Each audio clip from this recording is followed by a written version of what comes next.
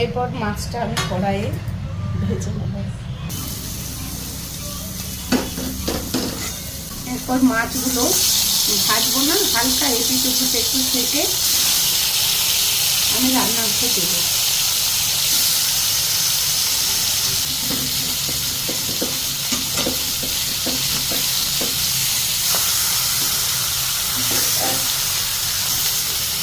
মাছগুলো একটু উল্টে দেবো।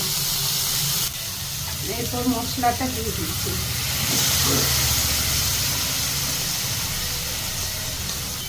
মশলাটা একটু জল দিয়ে দিই।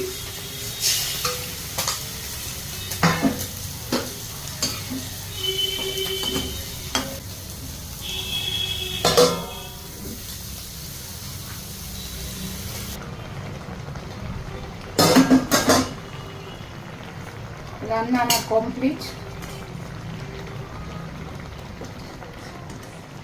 মাছটা মাঝে মাঝে মাঝে একবার উল্টে দিয়েছি,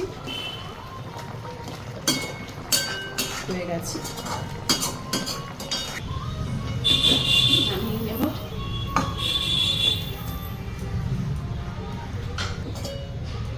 এরকমভাবে মাছ রান্না করলে অসম্ভব টেস্টি হয়।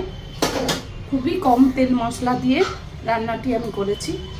আপনারাও বাড়িতে ট্রাই করবেন এবং রান্নাটি আমার কেমন লাগলো অবশ্যই কমেন্ট করে জানাবেন। আর যারা সাবস্ক্রাইব করেননি প্লিজ একটা সাবস্ক্রাইব, লাইক, শেয়ার, কমেন্ট করবেন। ধন্যবাদ।